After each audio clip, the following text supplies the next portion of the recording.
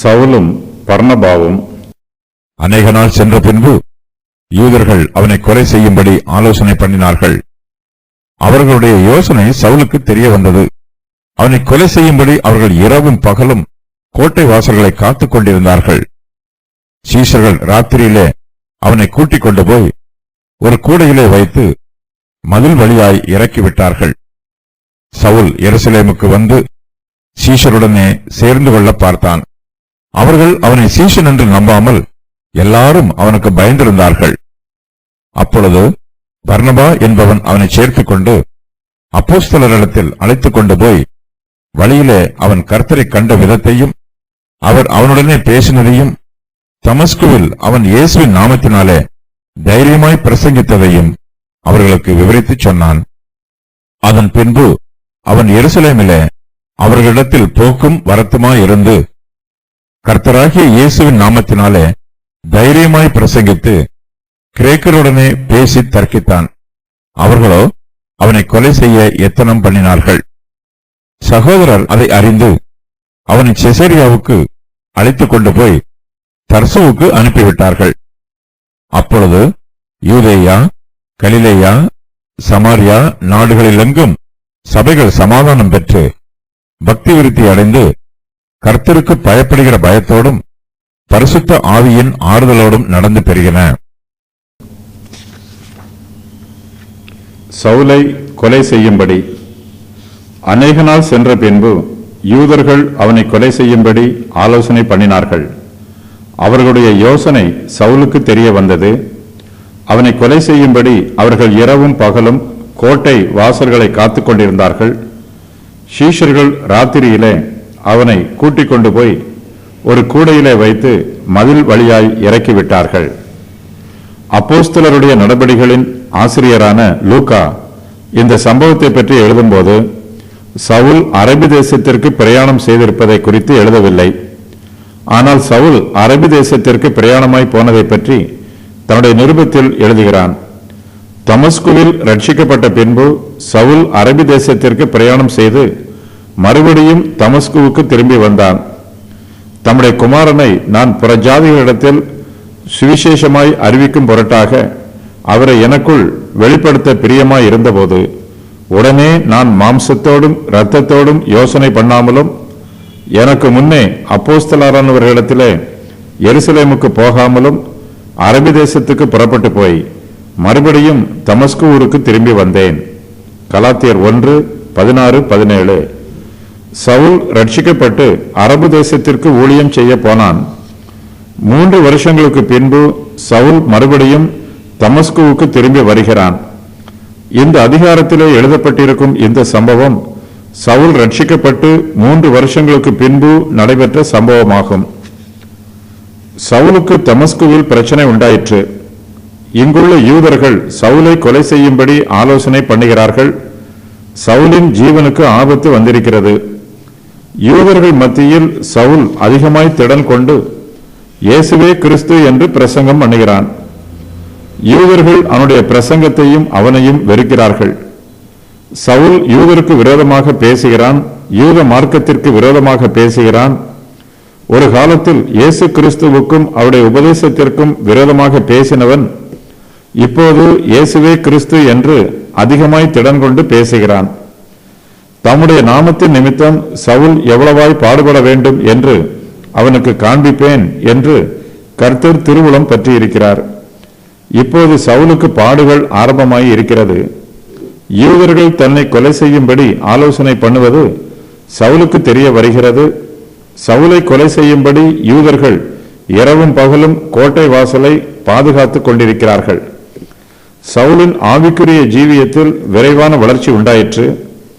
சவுல் எந்த அளவுக்கு அதிகமாக திடன் கொண்டு இயேசு கிறிஸ்துவை பற்றி பிரசங்கம் பண்ணுகிறானோ அந்த அளவுக்கு அவனுக்கு அதிகமாய் உபத்திரவம் உண்டாயிற்று. சவுல் இயேசு கிறிஸ்துவின் நாமத்தின் நிமித்தம் பிரசங்கிக்கிறவனாகவும் துன்பப்படுகிறவனாகவும் இருக்கிறான். இதற்கு முன்பு கிறிஸ்துவின் சீஷர்களை துன்பப்படுத்தினவன் இப்போது துன்பப்படுகிற சீஷனாக இருக்கிறான். கர்த்தர் தம்முடைய பிள்ளைகளுக்கு அதிகமான கிருபைகளை தருகிறார். பல சோதனைகள் மூலமாக அவர் தம்முடைய பிள்ளைகளை சோதித்தருகிறார். சோதிக்கப்படுவதனால் நாம் அழிந்து போக மாட்டோம். கர்த்தர் நம்முடைய ஆபத்து வேளைகளில் நம்மை பாதுகாக்கிறார். தமஸ்கு பட்டணத்தில் சவுலுக்கு ஆபத்து உண்டாயிற்று. இந்த ஆபத்தில் இருந்து கர்த்தர் சவுலை விடுவித்து பாதுகாக்கிறார். சவுலுக்கு விரோதமாக யூதர்கள் பண்ணின ஆலோசனை அவனுக்கு தெரிய வருகிறது. அவர்கள் எல்லோரும் அவனை கொலை செய்யும்படி காத்துக் கொண்டிருக்கிறார்கள். கிறிஸ்துவின் சீஷர்கள் சவுலுக்கு உதவி செய்கிறார்கள். சவுலை ஒரு கூடையிலே வைத்து மதில் வழியாய் இறக்கிவிட்டு அவன் தப்பித்துச் செல்ல உதவி புரிகிறார்கள். அப்போஸ்தலர் பவுல் இந்த சம்பவத்தை ஒரு நிருபத்தில் இவ்வாறு எழுதுகிறார். தமஸ்கு பட்டணத்து அரேத்தே ராஜாவினுடைய சேனை தலைவன் என்னை பிடிக்க வேண்டும் என்று தமஸ்கருடைய பட்டணத்தை காவல் வைத்து காத்தான். அப்பொழுது நான் கூடையிலே வைக்கப்பட்டு ஜன்னலில் இருந்து மதில் வழியாய் இறக்கிவிடப்பட்டு அவனுடைய கைக்கு தப்பினேன். 2 கொரிந்தியர் 11:32-33. அநேக நாள் சென்ற பின்பு என்பது 3 வருஷங்களை குறிக்கும். பவுல் தமஸ்குவில் இருந்து அரேபியா தேசத்திற்கு ஊழியம் செய்ய புறப்பட்டான். அதன் பின்பு 2ஆம் முறையாக 3 வருஷங்களுக்கு பின்பு தமஸ்குவிற்கு வருகிறான். 1 ராஜாக்கள் 2:38-39 ஆகிய வசனங்களில் அநேக நாட்கள் என்பது 3 வருஷங்களை குறிக்கிறது. சவுல் எருசலேமுக்கு வருகிறான். சவுல் எருசலேமுக்கு வந்து சீஷருடனே சேர்ந்து கொள்ள பார்த்தான். அவர்கள் அவனை சீஷன் என்று நம்பாமல் எல்லோரும் அவனுக்கு பயந்திருந்தார்கள். அப்பொழுது பர்னபா என்பவன் அவனை சேர்த்துக் கொண்டு அப்போஸ்தலரிடத்தில் அழைத்துக் கொண்டு போய் வழியிலே அவன் கர்த்தரை கண்ட விதத்தையும் அவர் அவனுடனே பேசியதையும் தமஸ்குவில் அவன் இயேசுவின் நாமத்தினாலே தைரியமாய் பிரசங்கித்ததையும் அவர்களுக்கு விவரித்து சொன்னான். ரட்சிக்கப்பட்ட பின்பு சவுல் முதல் முறையாக எருசலேமுக்கு வருகிறான். அங்கும் அவனுக்கு பிரச்சனைகள் உண்டாயிற்று. இந்த சம்பவத்தை பற்றி பவுல் ஒரு நிருபத்தில் இவ்வாறு எழுதியிருக்கிறார். 3 வருஷம் சென்ற பின்பு பேதுருவை கண்டுகொள்ளும்படி நான் எருசலேமுக்கு போய் அவனிடத்தில் 15 நாள் தங்கி இருந்தேன். கர்த்தருடைய சகோதரனாகிய யாக்கோபை தவிர அப்போஸ்தலரில் வேறு ஒருவரையும் நான் காணவில்லை. கலாத்தியர் 1:18-19. சவுல் எருசலேமிலே அப்போஸ்தலரிடத்தில் போக்கும் வரத்துமாய் இருந்திருக்கிறான். இந்த வசன பகுதியில் சவுல் எருசலேமுக்கு போனதாக எழுதப்பட்ட சம்பவம் ஒருவேளை பின்னொரு காலத்தில் அவன் அங்கு போக்கும் வரத்துமாய் இருந்தபோது நடைபெற்றிருக்கலாம் என்று வேத பண்டிதர்களில் சிலர் கூறுகிறார்கள். சவுல் எருசலேமுக்கு வந்து சீஷருடனே சேர்ந்து கொள்ள பார்க்கிறான். ஆனால் அவர்களோ சவுலுக்கு பயப்படுகிறார்கள். சவுல் எங்கு போனாலும் அங்குள்ள ஜனங்கள் அவனை வினோதமாக பார்க்கிறார்கள். அவன் இதுவரையிலும் கிறிஸ்துவின் சீஷர்களை துன்பப்படுத்தியவன். அது மாத்திரமே அவர்களுக்கு பிரத்யட்சமாக தெரிந்திருக்கிறது. ஆனால் இப்போதோ சவுல் கிறிஸ்துவின் ஊழியக்காரனாக பிரயாணம் பண்ணுகிறான். அவனுடைய பழைய வாழ்க்கையை நன்றாக அறிந்திருக்கிற ஜனங்கள் அவனை கிறிஸ்துவின் சீஷன் என்று நம்ப மறுக்கிறார்கள். சவுல் எங்கு போனாலும் கிறிஸ்துவின் சீஷருடனே சேர்ந்து கொள்ள பிரயாசப்படுகிறான். ஆனால் அவர்களோ அவனுக்கு தங்கள் நட்பின் கதவுகளையும் ஐக்கியத்தின் கதவுகளையும் அடைத்து போடுகிறார்கள். எல்லோரும் அவனுக்கு பயந்திருக்கிறார்கள். யூதர்கள் அவனை புறம்பே தள்ளிவிட்டு அவனை கொலை செய்ய முயற்சி பண்ணுகிறார்கள். கிறிஸ்துவின் சீஷர்களோ சவுலை ஏற்றுக்கொள்ளாமல் அவனுக்கு பயப்படுகிறார்கள். சவுல் ஆதரவற்ற நிலையில் கர்த்தரையே சார்ந்திருக்கிறான். சவுல் கிறிஸ்துவின் சீஷன் என்று மற்ற சீஷர்கள் நம்ப மறுத்து விடுகிறார்கள். சவுல் தன்னை கிறிஸ்துவின் சீஷன் போல காண்பித்து மாய்மாலம் பண்ணுவதாக நினைக்கிறார்கள். அவனோடு சேர்ந்தால் அவன் தங்களை பிடித்து கொன்று போடுவான் என்று சீஷர்கள் அவனுக்கு பயப்படுகிறார்கள். சவுல் ஒருவேளை சீஷர்கள் மத்தியில் உளவு பார்க்க வந்திருப்பானோ என்று அவனை பற்றி சந்தேகப்படுகிறார்கள். சீஷர்கள் தங்கள் ஜீவனை குறித்து மிகுந்த எச்சரிப்போடு இருக்கிறார்கள். ஏனெனில் இதே சவுல் கிறிஸ்துவின் சீஷரில் அநேகரை பயமுறுத்தி சீறி பாய்ந்து கொலை செய்திருக்கிறான். ஆகையினால் சவுலின் ரட்சிப்பின் அனுபவத்தை நம்புவதா வேண்டாமா என்பதில் சீஷர் மத்தியில் குழப்பம் உண்டாயிற்று. இயேசு கிறிஸ்துவை நம்புகிறவர்கள் சவுலை கிறிஸ்துவின் சீஷர்களில் ஒருவன் என்று நம்ப மறுத்து விடுகிறார்கள். கர்த்தருடைய பிள்ளைகள் புறாவை போல கபடற்றவர்களாக இருக்க வேண்டும். அதே வேளையில் சர்ப்பங்களைப் போல வினா உள்ளவர்களாகவும் இருக்க வேண்டும். சவுலை போன்றவர்களை தங்கள் ஐக்கியத்தில் சேர்த்துக் கொள்ளும்போது விசுவாசிகள் கவனமாகத்தான் இருக்க வேண்டும். எருசலேமில் உள்ள சீஷர்கள் சவுலுக்கு பயந்து அவனை தங்களோடு சேர்த்துக் கொள்ளவில்லை. ஆனாலும் சவுலுக்கு உதவி புரிய கர்த்தர் பர்னபா என்பவனை நியமிக்கிறார். மற்ற சீஷர்கள் சவுலை நம்பாமல் அவனுக்கு பயப்படுகிற போது பர்னபா என்பவன் சவுலை சேர்த்துக் கொள்கிறான். அவனை அப்போஸ்தலரிடத்தில் அழைத்து கொண்டு போகிறான். வழியில் சவுல் கர்த்தரை கண்ட விதத்தையும் கர்த்தர் சவுலுடனே பேசினதையும் சவுல் இயேசுவின் நாமத்தினால் தைரியமாய் பிரசங்கிக்கிறதையும் பர்னபா அப்போஸ்தலருக்கு விவரித்து சொல்லுகிறான். சவுல் அதிகமாய் திடன் கொண்டு இயேசுவே கிறிஸ்து என்று திருஷ்டாந்தப்படுத்தி தமஸ்குவில் குடியிருக்கிற யூதர்களை கலங்க பண்ணினான். பர்னபாவுக்கு இந்த சம்பவம் எப்படி தெரிய வந்தது என்று எழுதப்படவில்லை. சவுலையும் அவனுடைய வார்த்தைகளையும் சாட்சியையும் பர்னபா நம்புகிறான். சவுலை குறித்து அப்போஸ்தலரிடத்தில் அவனுக்கு ஆதரவாக சாட்சி சொல்லுகிறான். சவுல் எருசலேமுக்கு வந்து சீஷருடனே சேர்ந்து கொள்ள பார்த்தான். இந்த வாக்கியத்தில் பார்த்தான் என்பதன் கிரேக்க வார்த்தை பேராயோ என்பதாகும். இந்த வார்த்தைக்கு முயற்சி பண்ணுதல் என்று பொருள். ஆனால் அவர்கள் அவனை சீஷன் என்று நம்பாமல் எல்லோரும் அவனுக்கு பயந்திருந்தார்கள். தங்களை வேவு பார்ப்பதற்காக பவுல் வந்திருப்பதாக நினைத்தார்கள். இயேசுவின் சீஷர்களை சவுல் துன்புறுத்திய நிகழ்ச்சிகளை எருசலேமில் உள்ளவர்கள் யாரும் மறந்துவிடவில்லை. பவுல் ரட்சிக்கப்பட்டு 3 வருஷங்களாயிற்று. அதன் பின்பும் அவனுடைய ரட்சிப்பு எருசலேமில் உள்ள பரிசுத்தவான்களுக்கு ஏன் தெரியவில்லை என்று தெளிவாக விளக்கப்படவில்லை. பவுல் அரபிய தேசத்தில் இருந்து 3 வருஷ காலத்தில் எருசலேமில் உள்ளவர்கள் அவனை பற்றி அதிகமாய் கேள்விப்படாமல் இருந்திருக்கலாம். ஒருவேளை அவர்கள் பவுலை பற்றி கேள்விப்பட்டிருந்தாலும் அவனுடைய ஜீவியம் அவர்களுக்கு தெரியாது. பவுல் அவர்களோடு எருசலேமில் இல்லாமல் அரேபியாவிற்கு போய்விட்டான். ஆகையினால் எருசலேமில் உள்ள கிறிஸ்தவருக்கு பவுல் ஓர் அந்நியனை போன்றே இருக்கிறான். சவுல் போக்கும் வரத்துமாய் இருந்தான். அதன் பின்பு அவன் எருசலேமிலே அவர்களிடத்தில் போக்கும் வரத்துமாய் இருந்து கர்த்தராகிய இயேசுவின் நாமத்தினாலே தைரியமாய் பிரசங்கித்து கிரேக்கருடனே பேசி தர்க்கித்தான். அவர்களோ அவனை கொலை செய்ய எத்தனம் பண்ணினார்கள். சகோதரர் அதை அறிந்து அவனை செசரியாவுக்கு அழைத்து கொண்டு போய் தர்சுவுக்கு அனுப்பிவிட்டார்கள். சவுல் எருசலேமுக்கு வந்தபோது ஆரம்பத்தில் சீஷர்கள் அவனை இயேசு கிறிஸ்துவின் சீஷர்களில் ஒருவன் என்று நம்பவில்லை. எல்லோரும் அவனுக்கு பயந்திருந்தார்கள். பர்னபா என்பவன் சவுலை சேர்த்து கொண்டு அப்போஸ்தலரிடத்தில் அறிமுகம் செய்து வைத்தான். அதன் பின்பு சீஷர்கள் சவுலை தங்களோடு சேர்த்து கொண்டார்கள். அவன் எருசலேமிலே அவர்களிடத்தில் போக்கும் வரத்துமாய் இருந்தான். சவுல் எருசலேமுக்கு வந்து போவது அங்குள்ள யூதர்களுக்கு பிடிக்கவில்லை. அவன் யூதர்கள் மத்தியில் அதிகமாக திடன் கொண்டு இயேசுவே கிறிஸ்து என்று திருஷ்டாந்தப்படுத்துவதை அவர்கள் விரும்பவில்லை. அவர்கள் சவுலையும் அவனுடைய பிரசங்கத்தையும் வெறுக்கிறார்கள். எதிர்ப்புகளுக்கு மத்தியிலும் சவுல் கர்த்தராகிய இயேசுவின் நாமத்தினாலே தைரியமாய் பிரசங்கிக்கிறான். அவர்களோ அவனை கொலை செய்ய எத்தனம் பண்ணுகிறார்கள். சவுல் கிரேக்கருடனே பேசி தர்க்கிக்கிறான். இவர்கள் கிரேக்கு தேசத்தை சேர்ந்த யூதர்கள்.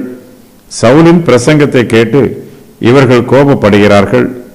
சவுலும் ஒரு காலத்தில் கிரேக்கு தேசத்தை சேர்ந்த யூதனாய் இருந்தவன். இதனால் அவர்களோடு சவுல் இயேசுவின் நாமத்தினாலே தைரியமாய் பிரசங்கிக்கிறான். கிரேக்கர்கள் சவுலோடு தர்க்கம் பண்ணுகிறார்கள்.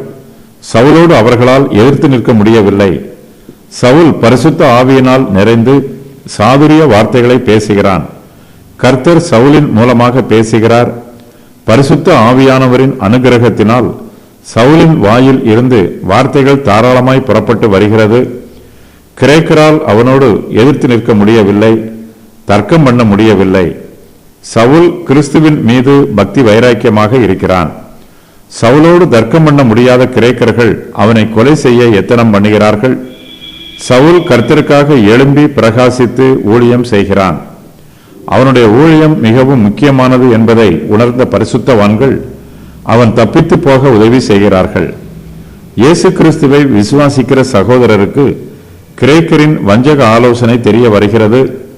அவர்கள் அதை அறிந்து சவுலை செசரியாவுக்கு அழைத்து கொண்டு போய் தர்சுவுக்கு அனுப்பி விடுகிறார்கள். சவுல் தப்பித்து போனாலும் தான் போகும் இடத்தில் அவன் இயேசு கிறிஸ்துவின் நாமத்தினால் வல்லமையாய் பிரசங்கம் பண்ணுகிறான். சவுல் எருசலேமில் இருந்து தோற்று ஓடி போய்விடவில்லை. அவனுடைய ஆவிக்குரிய யுத்த களத்தை எருசலேமில் இருந்து தர்சுவுக்கு மாற்றி இருக்கிறான். தர்சு சவுலின் சொந்த ஊர். தான் பிறந்து வளர்ந்த ஊரில் இயேசு கிறிஸ்துவின் நாமத்தை குறித்து வாஞ்சையோடு பிரசங்கம் பண்ணுகிறான். இயேசு கிறிஸ்து தேவனுடைய குமாரன் என்று திருஷ்டாந்தப்படுத்துகிறான். இந்த காலத்தில் சவுல் எருசலேமில் இருந்து புறப்பட்டு போவது பரலோகத்தில் இருந்து தீர்மானம் செய்யப்பட்ட கர்த்தருடைய சித்தமாக இருக்கிறது. சவுல் இந்த சம்பவத்தை பற்றி இவ்வாறு குறிப்பிடுகிறான். பின்பு நான் எருசலேமுக்கு திரும்பி வந்து தேவாலயத்திலே ஜெபம் பண்ணி கொண்டிருக்கையில் ஞான திருஷ்டி அடைந்து அவரை தரிசித்தேன். அவர் என்னை நோக்கி, நீ என்னை குறித்து சொல்லும் சாட்சியை இவர்கள் ஏற்றுக்கொள்ள மாட்டார்கள். ஆதலால் நீ தாமதம் பண்ணாமல் சீக்கிரமாய் எருசலேமை விட்டு புறப்பட்டு போ என்றார். அதற்கு நான், ஆண்டவரே, உம்மிடத்தில் விசுவாசமாய் இருக்கிறவர்களை நான் காவலில் வைத்து ஜெப ஆலயங்களிலே அடித்ததையும் உம்முடைய சாட்சியாகிய ஸ்தேவானுடைய ரத்தம் சிந்தப்படுகிற போது நானும் அங்கே நின்று அவனை கொலை செய்ததற்கு சம்மதித்து அவனை கொலை செய்தவர்களின் வஸ்திரங்களை காத்து கொண்டிருந்ததையும் இவர்கள் அறிந்திருக்கிறார்களே என்றேன். அதற்கு அவர், நீ போ, நான் உன்னை தூரமாய் புறஜாதிகளிடத்திலே அனுப்புவேன் என்று சொன்னார் என்றான். அப்போஸ்தலர் 22:17 முதல் 21 வரை. சவுல் எருசலேமில் இருந்து தூர தேசங்களில் உள்ள புறஜாதிகளிடத்தில் அனுப்பப்படுவதற்கு அவன் எருசலேமில் இருந்து புறப்பட்டு போவது கர்த்தருடைய சித்தமாயிற்று. புறஜாதிகளுக்கும் கர்த்தருடைய நாமத்தை அறிவிக்கிறதற்காக சவுல் கர்த்தர் தெரிந்து கொண்ட பாத்திரமாய் இருக்கிறான். அதன் பின்பு அப்போஸ்தலர் 11:25 வரையிலும் நமக்கு பவுலை பற்றி ஒரு செய்தியும் தெரியவில்லை. இந்த வசனம் பவுல் ரட்சிக்கப்பட்டு 8 வருஷங்களுக்கு பின்பு நடைபெற்ற காரியம் என்று வரலாற்று ஆசிரியர்கள் கூறுகிறார்கள். சபைகள் பெருகின. அப்பொழுது யூதேயா, கலிலேயா, சமாரியா நாடுகளில் எங்கும் சபைகள் சமாதானம் பெற்று பக்தி விருத்தி அடைந்து கர்த்தருக்கு பயப்படுகிற பயத்தோடும் பரிசுத்த ஆவியின் ஆறுதலோடும் நடந்து பெருகின. யூதேயா, கலிலேயா, சமாரியா நாடுகளில் எங்கும் சபைகள் சமாதானம் பெற்றிருக்கிறது. திருச்சபையின் வளர்ச்சிக்கு இது ஆதரவாக இருக்கிறது. சுவிசேஷ ஊழியம் செய்வதற்கு சாதகமான சூழ்நிலை உண்டாயிற்று. சவுல் ரட்சிக்கப்பட்டிருக்கிறான். யூத மார்க்கத்து தலைவர்கள் கிறிஸ்துவின் சீஷர்களை துன்பப்படுத்த சவுலை ஒரு கருவியாக பயன்படுத்தி வந்தார்கள். இப்போது சவுல் ரட்சிக்கப்பட்டிருப்பதினால் சபைகள் சமாதானம் பெற்றிருக்கிறது. புயலுக்கு பின்பு அமைதி உண்டானது போன்று இருக்கிறது. திருச்சபை தன்னுடைய ஊழியத்தை செய்வதற்கு ஆயத்தமாகிறது. சபையாரும் தங்களுக்கு கிடைத்திருக்கும் சமாதானத்தை பிரயோஜனப்படுத்திக் கொள்கிறார்கள். சபைகள் பக்தி விருத்தி அடைகிறது. விசுவாசத்தில் சபையார் வளர்ச்சி பெறுகிறார்கள். கர்த்தருக்கு பயப்படுகிற பயத்தோடு ஜீவிக்கிறார்கள். கர்த்தருக்கு பயப்படுகிற பயம் எல்லா ஜனங்களையும் ஆளுகை செய்கிறது. விசுவாசிகள் பரிசுத்த ஆவியின் ஆறுதலோடு ஜீவிக்கிறார்கள். தங்களுடைய விசுவாச ஜீவியத்தில் சபையார் எல்லோரும் உண்மையாகவும் சந்தோஷமாகவும் இருக்கிறார்கள். பரிசுத்தவான்களுக்கு துன்பம் உண்டான போது அவர்கள் ஆவியானவரை பற்றி கொண்டார்கள். ஆவியானவர் அவர்களை ஆறுதல் படுத்தினார். துன்ப காலத்தில் மாத்திரமல்ல, அவர்கள் சமாதானம் பெற்றிருக்கிற காலத்திலும் பரிசுத்த ஆவியின் ஆறுதலினால் அவர்கள் நிறைந்திருக்கிறார்கள். அவர்கள் கர்த்தருக்கு பயப்படுகிற பயத்தோடு ஜீவிக்கும் போது அவர்களுக்கு பரிசுத்த ஆவியானவரின் ஆறுதல் கிடைக்கிறது. கர்த்தருக்கு பயப்படுகிற பயத்தினால் வழிநடத்தப்படுகிறவர்களே தங்களுடைய ஆவிக்குரிய ஜீவியத்தில் சந்தோஷமாக முன்னேறி செல்வார்கள். கர்த்தர் சபைகளை ஆசீர்வதிக்கிறார். விசுவாசிகளின் எண்ணிக்கை பெருகிற்று. கிறிஸ்துவின் சத்துருக்கள் சபைகளை துன்பப்படுத்தினார்கள். அந்த துன்பத்தின் மத்தியிலும் சபைகள் பெருகிற்று. துன்பம் அதிகரிக்கும் போது சபை வேகமாக வளர்ச்சி பெறும். உன்னதமானவரின் பரிசுத்தவான்களை உபத்திரவப்படுத்தினால் அவர்கள் கர்த்தரை நோக்கி விண்ணப்பம் பண்ணுவார்கள். கர்த்தர் அவர்களுடைய ஜெபத்தை கேட்டு அவர்களை பாதுகாப்பார். அவர்களுக்காக யுத்தம் பண்ணுவார். பிரச்சனை கூடும்போது ஜெப நேரமும் கூடும். ஜெப நேரம் கூடும்போது ஆவிக்குரிய எழுப்புதல் உண்டாகும் போது சபை வளர்ச்சி பெற்று பெருகும். இக்காலத்தில் சபையில் 5 விதமான ஆசீர்வாதங்கள் பெருகி இருந்தன. அவையாவன: சபைகள் சமாதானம் பெற்றிருந்தன, சபைகள் பக்தி விருத்தி அடைந்தன, சபைகள் கர்த்தருக்கு பயப்படுகிற பயத்தோடு நடந்தன, சபைகள் பரிசுத்த ஆவியின் ஆறுதலோடு நடந்தன, சபைகள் பெருகின. ஆதி திருச்சபையின் ஆசீர்வாதங்களையும் பரிசுத்தத்தையும் அவருடைய நிலைமையையும் இந்த வசனம் விளக்குகிறது. இந்த காலத்தில் சபைகள் சமாதானமாக இருந்ததற்கு ரோம பேரரசு யூதர்களை துன்புறுத்தியதே காரணம். ரோம பேரரசார் தன்னுடைய அதிகாரத்தை பயன்படுத்தி எருசலேமிலே யூதருடைய தேவாலயத்தில் ராயனுடைய சிலையை நிறுவினார்கள். யூதர்கள் ரோமருக்கு எதிராக கலகம் பண்ணினார்கள். கலகம் பண்ணியவர்களை அடக்குவதற்காகவும் அழிப்பதற்காகவும் ராயன் ரோமருடைய போர் சேவகர்களை இங்கு அனுப்பினான். யூதர்கள் மிகவும் துன்புறுத்தப்பட்டார்கள்.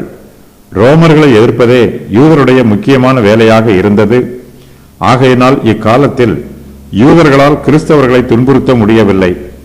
இதனால் சபைகள் சமாதானம் பெற்றிருந்தன. பவுல் மனம் திருந்தினான்.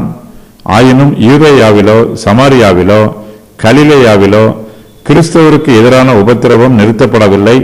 அது தொடர்ந்து நடைபெற்றுக் கொண்டுதான் இருந்தது.